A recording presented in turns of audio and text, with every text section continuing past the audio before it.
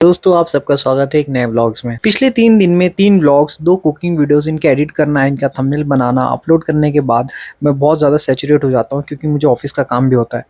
यकीन मानो ज़रा भी आसान नहीं है यूट्यूब की जर्नी इनिशियल फेज में, जहाँ पर इंसान को दिन में 8-8 10-10 घंटा मेहनत करके यूट्यूब वीडियो शूट एडिट करके अपलोड करना पड़ता है और मेहनत में सिर्फ 100 से 200 व्यूज आते हैं। कैसा है ना, इसमें गलती हमारी है, हम खुद नहीं देखते एक नए यूट्यूबर की वीडियोस, तो हमें देखना चाहिए। हम सबको एक नए यूट्यूबर को सपोर्ट करना चाहिए। अगर आपको मेरा ब्लॉग पहली बार दिखा रहा है तो चैनल को जरूर सब्सक्राइब कर ले। मैं ऐसी ब्लॉग और कुकिंग वीडियोस डालते रहता हूँ। कल रात भी लेट सोने के बाद आंख खुलती है लेट, क्योंकि बच्चा बीच बीच में उठता है तो वो भी नींद खराब कर देता है।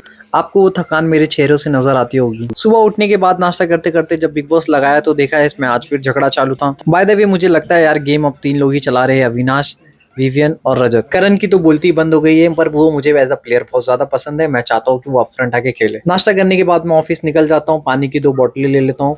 ऑफिस में पानी नहीं रहता तो इससे मुझे मदद मिलती है। दिवाली जाने के बाद ऑर्डर फ्लो काफी स्लो हो गया है। आज कुछ इतना ज्यादा ऑर्डर नहीं था तो ऑफिस में थोड़ा सा लेट निकलता हूँ। मुझे तो ऐसा फील हो रहा था कि मैं नींद में ही ऑफिस गया, और ऑफिस जाने के 1 घंटे बाद मैं थोड़ा सा लेट जाता हूँ। पर नींद नहीं आती क्योंकि मेरे 2 बड़े पार्सल जो पिछले टाइम नहीं गए थे उसे भेजना था। थोड़ा ही काम करने के बाद घर से कॉल आ जाता है कि आ जाओ खाना खाने के लिए। जैसे मैं स्कूटी से उतरकर नीचे चलने लगा घर के लिए तो मुझे थोड़ा सा बैक में और लेग्स में पेन होने लगे। जिम ना जाने की वजह से ऐसा लगता है बॉडी बहुत ज्यादा स्टिफ हो गई है, कोई एक्टिविटी ही नहीं है। घर से ऑफिस, ऑफिस से घर, बस यही चलते आ रहा है सिलसिला। घर पहुंचा तो मैंने देखा सारा घर बिखरा हुआ है, तो मैं समझ गया कि आज घर की साफ सफाई चालू है, तो मतलब नूह को खाना मुझे खिलाना पड़ेगा। बच्चों को खाना खिलाना किसी पहाड़ तोड़ने से कम नहीं है। मोहम्मद नूह ने नया सीख लिया है, उसे अब टीवी पे एनिमल की वीडियोस लगाकर देखना बहुत ज्यादा पसंद है। और कितनी मेहनत लगती है यार बच्चों लोग को खिलाना मनाना, पूछो मत। सबसे बेकार तो तब लगता है जब पूरा खाना खिला दो, सब कुछ कर दो, लास्ट में वो कर देते उल्टी। सारी मेहनत पे सत्यानाश कर देते हैं। रात ऐसा कुछ नहीं हुआ। मोहम्मद नूह ने माशाल्लाह अच्छे से पुलाव खाया, क्योंकि पुलाव था ही इतना टेस्टी कि सबको पसंद आ जाए। यखनी पुलाव की रेसिपी हमारे चैनल पे लाइव है, तो जाइए उसे भी देखिए, बहुत ही बेहतरीन वीडियो है। मोहम्मद नू को खाना खिलाकर जैसे मैं नीचे ग्राउंड में पहुंचता हूँ तो पुरानी यादें ताजा हो जाती है। अक्सर हम लोग बैठा करते थे यहाँ पर। मैं जैसे मैं 5 मिनट बैठा तो आसपास के बच्चे मुझे पहचान गए। राशिद फारूकी भाई, आप यूट्यूब की वीडियोस बनाते हो ना। कोई पहचाने ना पहचाने, पर ये बच्चे जरूर पहचान लेते हैं। सारे बच्चों से कहना चाहता हूँ thank you so much for watching my blogs. नीचे ग्राउंड में बैठा ही था कि मुझे कामिल दिख गया, तो मैंने उसे बुलाया। मैं बोला इधर आ, तूने खाना खाया है कि नहीं? तो बोला हाँ भाई मैं ऑफिस में टिफिन लेके गया। तो मैं बोला नहीं खाया तो घर पे चले जाना, भाभी ये दे देगी। अब तक 3:30-4 बज गए थे। अब पिकअप होने का टाइम आ गया था, तो उतने में से एक भाई आ गए थे पिकअप लेने।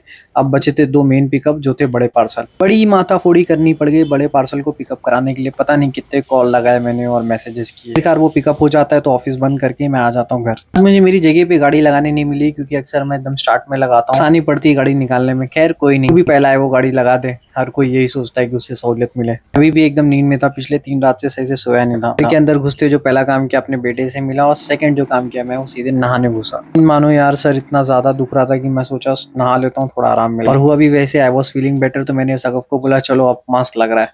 नहाने के बाद सगफ को कहा मैंने यार मस्त गरम गरम चाय पिला दो, पूरा मूड बन जाएगा। चाय बन रही थी और मोहम्मद नू की मस्तियां कम नहीं हो रही है। माँ बेटों की मस्ती चालू थी और मोहम्मद नू जाकर दिखाने लगा तश्मे और कामिल को। सर पे चड्डी पहन तो ली, पर खुद से इरिटेट होकर थोड़ी देर में उसने खुद से ही निकाल दिया। शगफ की चड्डी से उसे फुर्सत मिलती ही नहीं कि तश्मे ने उसे साड़ी पहना दिया, बेचारा बच्चा। थोड़ी देर में शगफ आती, बोले हाथ खोलो तुम्हारे लिए गिफ्ट लाई हूँ, सिर्फ हाथ में दूंगी। कोई सा इंसेक्ट लाकर मेरे हाथ पे रख दी थी शगफ ने, क्योंकि शादी होने के बाद जब पहली बार गाँव गए थे तो मैं एक इंसेक्ट से बहुत ज्यादा डर रहा था।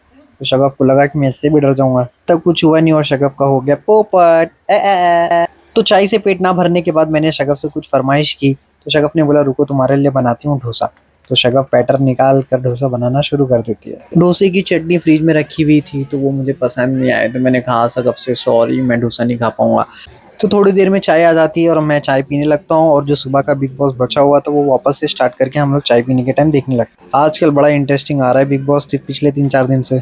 मुझे क्यों ऐसा लगता है कि ये हफ्ते सारा ही एविक्ट होगी, क्योंकि वो जो करना चाह रही है वो कर नहीं पा रही। मुझे ऐसा लगता है, ऐसा फील होता है उसे एंगर इश्यूज है। यहाँ से बैठे बैठे जज करना तो बड़ा ही आसान है, अब बाकी जो लगता है टीवी पे वही बता रहा हूँ। जब से दिवाली शुरू हुई है मोहम्मद नू की बहुत झोल होती है। वो जैसे ही बाहर जाता है किसी के घर में घुसता है, कोई भी उसे मिठाई दे देता है और वो खाने लगता है। सोचा थोड़ा पटाखे उससे ले लेता हूँ। मैं बोला बेटा थोड़ा मेरे को दे दो, पर दिया नहीं उसने। अब बेटा किसका है सिर्फ चाय पीने से मेरी भूख नहीं मिटती, तो मैंने शगफ को बोला यार कुछ करो इस भूख का। तो याद आया कि पराठा मंगाया था जो मैंने, वो अभी भी बचा हुआ है। तो शगफ मुझे पराठा और अंडा बना कर देती है। और ये फ्रोजन पराठों में वो बात नहीं जो घर के बने पराठों में होती है। यहाँ पर कन्वीनियंस देखा जाए तो आसान पड़ जाता है, जस्ट निकालो, फ्राई करो और खा लो।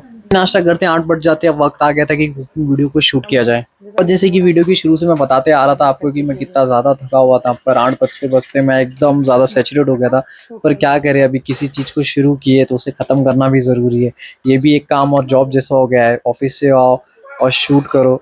क्योंकि लास्ट मंथ मैं इतनी ज़्यादा वीडियो शूट नहीं कर पाया, तो मुझे ये मंथ में सारा कुछ कवर करना था। अल्लाह का शुक्र है कि मेरी वाइफ टैलेंटेड है, उसे सोचना नहीं पड़ता, वो एक बार में सारा कुछ नरेशन बोल देती है कुकिंग वीडियोस में। सोच भी नहीं सकते हो कि मेरी कितनी ज़्यादा हेल्प हो जाती है कुकिंग वीडियोस में। आज जो सबसे ज़्यादा प्रॉब्लम आ रही थी वो मोहम्मद नू की, वो बार बार आकर दरवाजे पे ठोक रहा था, चिल्ला रहा था, तो वो बहुत ज़्यादा परेशान कर रहा था। 3 बार तो कामिल और तशमिया उसको पकड़ लिए, अब वो मानने से नहीं रहा। आखिरकार उसने इमोशनल ब्लैकमेल किया और उसे हमको चॉकलेट देनी पड़ेगी, वो चुप बैठे। थोड़ी सी हम लोग वीडियो शूट कर लिए, जो बचा हुआ पार्ट है। लास्ट उसने वीडियो तो शूट करने दिया, पर खुद की हालत देखो क्या बना कर रखा था। के बाद 11:30 बज गया, उसके बाद जो काम बचा हुआ था वो था कपड़े समेटना, क्योंकि शाम में से तो वक्त नहीं मिला।